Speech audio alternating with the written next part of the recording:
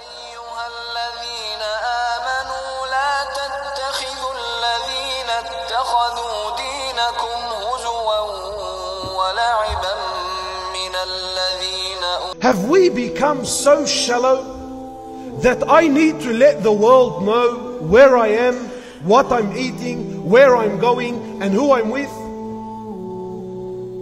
And have you become so shallow that you need to follow people now? But wallahi, you don't understand the effects it has on individuals, even marriages. But I believe that people are living a lie. And I always take a photo when I'm on a holiday, and I go to extreme efforts to show the world that I'm living the life. But in truth, you're not living the life. You're a human being like everyone else. I say to people, even if you are happy, don't show it to the world. Because people will start to hate on you, they will start wishing to have what you have, and they will start wishing that Allah takes what you have and gives it to them. We're supposed to be protecting our society, we're supposed to be protecting the community. We don't encourage haram in any way, shape or form. The Prophet says, sallallahu alaihi wasallam, that the person that advocates good, the person that spreads good, then whatever good comes from that goodness, he gets a portion of it. Yani if I was to share a hadith, if I was to give some da'wah, and that person was to implement this hadith, or was to implement, right, and he did good in his life, then I would get the same reward as that person did.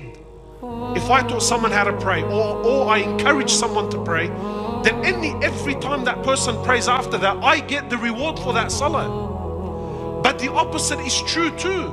If I encourage haram, if I encourage sin, and people start doing this sin, then I get the same sin as well.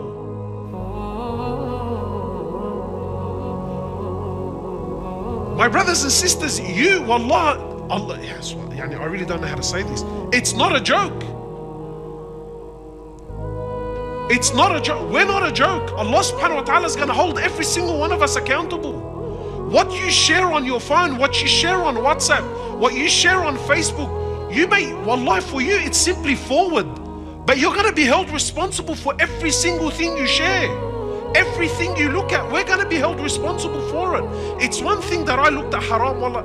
But if I shared this haram, if I shared this fahsha and this, if I share this and I make this abundant, then I'm going to fall into that sin. Every person that watches it, you get that sin.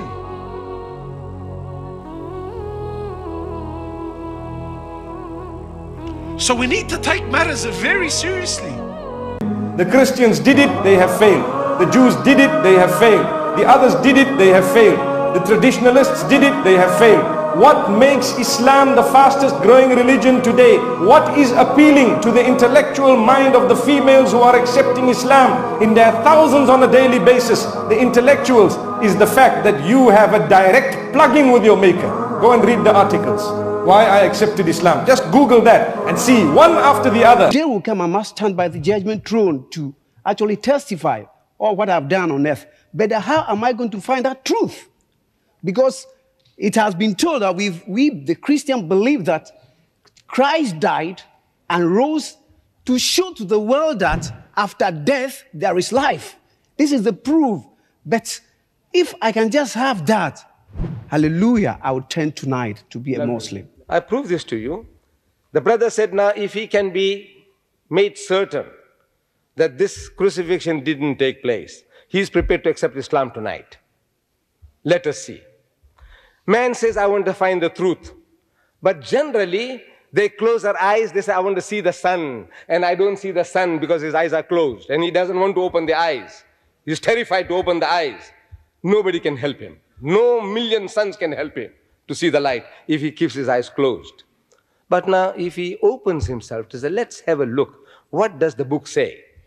The book says, Luke chapter 24, verse 36, that Jesus returns to that upper room where they had the Last Supper. The Christian knows what I'm talking about. Before his alleged crucifixion, Jesus went to that upper room in Jerusalem, and with his disciples, they had the Last Supper.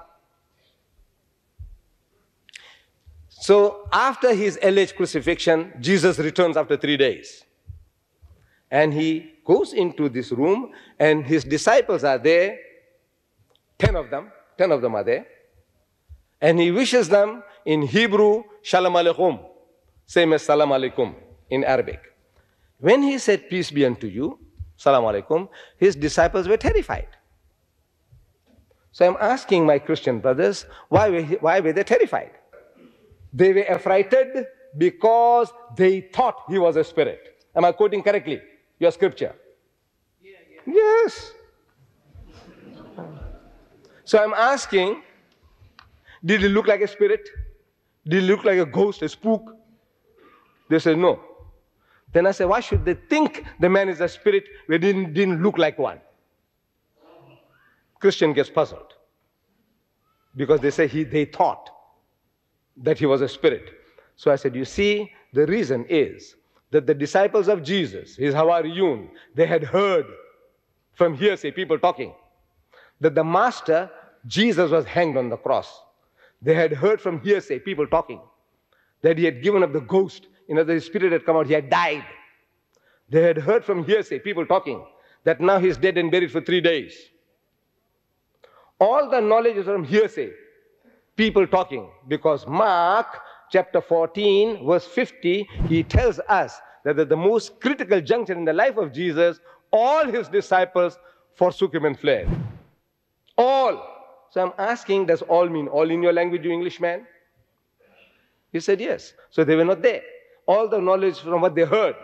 So on hearsay knowledge, if you know about a man who is dead and buried for 3 days, you expect him to be stinking in his grave. Am I right? After 3 days, the man should be stinking in his grave. Such a person you see, naturally you are terrified. Because you think he's a spook, a ghost, a spirit. So Jesus wants to assure them that he's not what they are thinking. They are thinking he has come back from the dead, resurrected. So he says, Unzuru ila yadayya wa rijlayya. Says, behold my hands and my feet. Inni ana huwa. I am the same fellow man. What's wrong with you fools? Can't you see? Inni, most certainly I, ana huwa. Husuni wanzuru. Say, handle me and see. فَإِنَّ الرُّوحَ لَيْسَ لَهُ لَمٌ وَإِزَامٌ. For a spirit has no flesh and bones, as you see me have. And they felt him. And they believed not for joy. Means they were overjoyed. And wondered, what happened, man? We thought the man was dead and buried. So he says, to assure them further, that this is not what they're thinking, he says, أَإِنْدَكُمْ هَاهُنَا طَعَامٌ. Have you got here anything to eat? فَنَاوَلُوهُ جُزْءًا مِّن سَمَكٍ وَشَيْئًا مِّن شَهَدِ عَسَلٍ فَأَخَذَ وَأَكَلَ قُدَّامَهُمْ. And they gave him a piece of broiled fish and a honeycomb, and he took it and he ate in the very sight to prove what? There is a ghost, he's a spook, he's a spirit. What is he proving? I'm a same fellow man, damn fools, what are you afraid of me for? This is what he's proving to them. He's telling them that he's not what you are thinking. And yet you said, no, he is. He said he's not a spirit, you say he is. Amazing, amazing sense of logic reasoning. The man is telling you, I'm not, you say he is. Jesus says, I'm not God, I'm a servant of God. You say, no, he's God. Jesus says, I don't know about the Yawm al-Qiyamah. They say, no, he knows. Jesus says, I can't do everything of my own self. They say, no, he can do everything. I say, what's wrong? He's telling you, I don't know. The man is telling you, I'm the same fellow. And you say, no, he's a spirit. He says, he's not a spirit. You say, he's a spirit. I want to know whether you understand English. I don't know Ghanaian, otherwise I've told you in the Ghanaian language. Okay? A spirit has no flesh and bones. Why does he tell you a spirit has no flesh and bones? Look, it's an axiomatic truth. Everybody agrees. Whether Hindu, Jew, atheist, agnostic, spirit has no flesh and bones. So why must he tell you that? Because you are thinking that he is. He said he is not that. And he's eating broiled fish and honeycomb. Do resurrected bodies eat broiled fish and honeycomb? Do they? That when we wake up, Yawm al-Qiyamah, everybody eating broiled fish and honeycomb? Is that what it is? So what is this? The man is telling you he is not, and you say, no, he is. I said, this is this. The Quran discussed. Jesus said, seeing they see not, hearing they hear not, neither do they understand. The Quran confirms that. It's a summum bukmun umyun fahum la yarji'un. Deaf, dumb and blind, they will not return to the path. If you want to see, the signs are there. This booklet is here. I don't know whether you got this, crucifixion or crucifixion. Have you got this? Yes. Now, look, man, the whole thing, there isn't a Christian born. Look, brother, listen. I'm offering your mighty Christian giants in America meeting in the Madison Square Garden at my expense. You get me Jerry Falwell or Pat Robertson or Billy Graham, and I will give you $10,000 present if you can make any one of those. Quran says concerning Muhammad, peace and blessing be upon him, that Muhammad, he does not speak from his own feeling, but whatsoever he hears from Almighty God, from revelation, inspiration, that is what he speaks. Is that what Jesus said? Thirdly, he said, your hearts and your minds are not prepared now. When he, the comforter, comes, that counselor comes, he will make all things plain to you. The Quran says, verily this is a book that makes all things plain and clear. Is that what Jesus said? The fourth thing, he says that whatsoever he receives from God shall remain with you forever. The Quran has been intact as it was revealed for 1424 years since it was revealed. And that's what Jesus Christ said.